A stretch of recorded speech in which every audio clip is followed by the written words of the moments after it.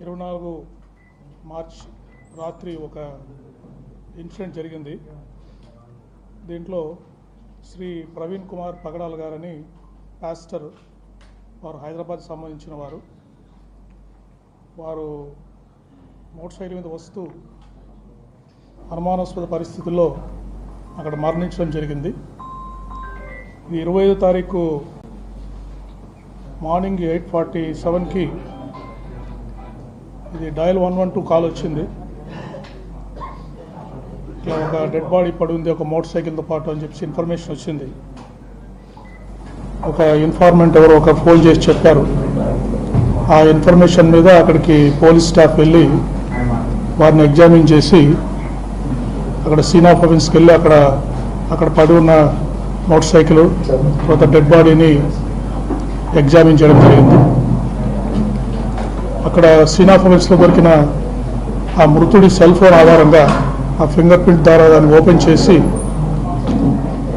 అక్కడ బంధువులని ఆ ఫోన్లో ఒకరు దొరికిన నంబర్స్తో మాట్లాడి వాళ్ళ ఫ్రెండ్స్ తోటి బంధువులతో మాట్లాడితే ఆ చనిపోయిన వ్యక్తిని శ్రీ ప్రవీణ్ కుమార్ పగడాల పాస్టర్గా దాన్ని గుర్తించడం జరిగింది.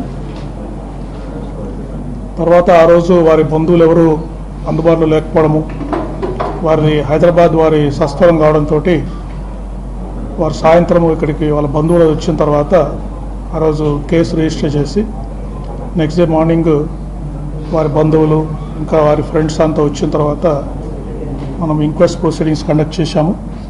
ఎంఆర్ఓ గారు ఈ ప్రతి ఒక్కరూ ఈ మృతి మీద మాకు అనుమానం ఉందని చెప్పడంతో మేజిస్ట్రేట్ గారితో ఎంఆర్ఓ గారితో ఇంక్వెస్ట్ చేయడం జరిగింది.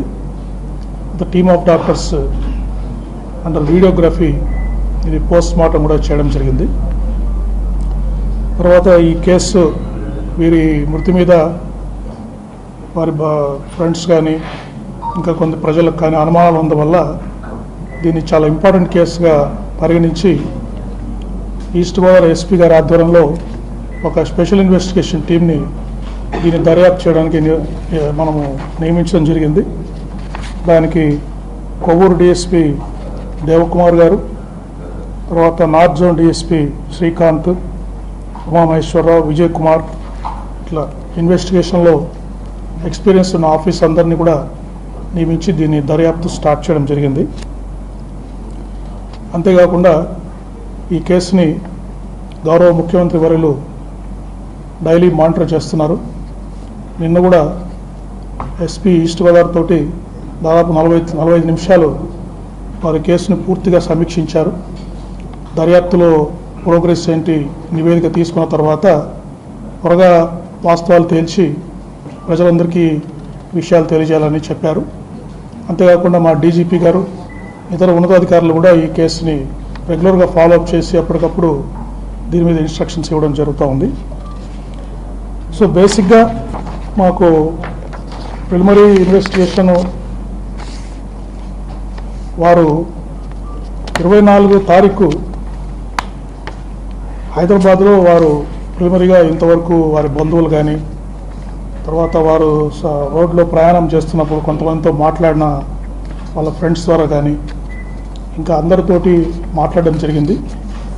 సో వారు 24వ తారీఖు మార్నింగ్ హైదరాబాద్ నుంచి అరౌండ్ 11 గంటలకు బయలుదేరినట్టుగా మాకు ఉంది.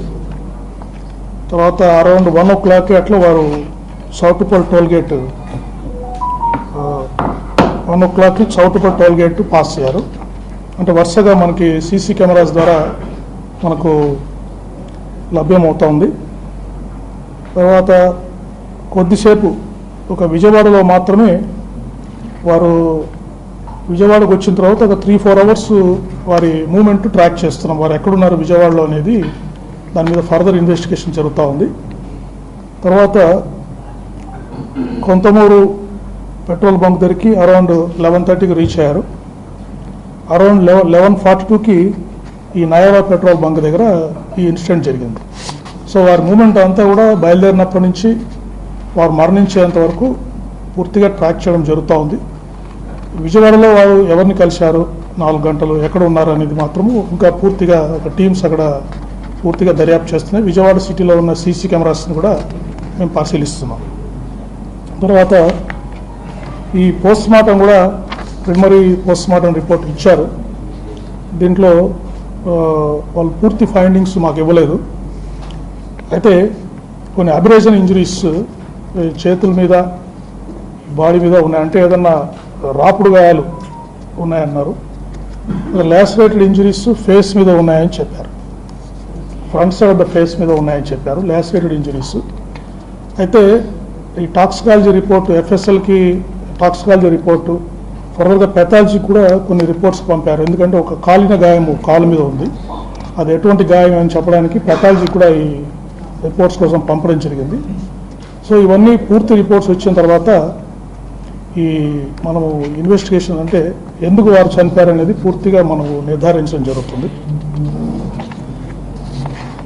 ఈ ఇంకా ఎవరికైనా టెక్నికల్ ఎవిడెన్స్ మొత్తం కూడా ఈ CC cameras, cell phone cameras, cell phone analysis ఇవన్నీ చేస్తున్నాం. అంతేకాకుండా మన ట్రాన్స్పోర్ట్ ఆఫీసర్స్ కూడా ఈ వెహికల్స్ని కూడా వారు ఎగ్జామిన్ చేశారు. యాక్సిడెంట్ అయిన వెహికల్స్ని ఎగ్జామిన్ చేశారు. అతను డెంట్ మార్క్స్ ఉన్నాయా, అతను కార్స్, అప్పుడు మీరు సీసీటీవీలో చూస్తుంటే కొన్ని కార్స్ కూడా అక్కడ వారి మోటార్ సైకిల్తో పాటు పాస్ అవుతున్నాయి. అదేదైనా కొలిజన్ అవుతే మోటార్ సైకిల్కి ఏదైనా ఒక కార్ వచ్చి గుద్దితే అక్కడ డెంట్ మార్క్స్ ఏమైనా పడ్డాయా, తర్వాత ఏమైనా పెయింట్స్ ఎక్స్చేంజ్ అయిందా మోటార్ సైకిల్కి ఆ కారుకు మధ్య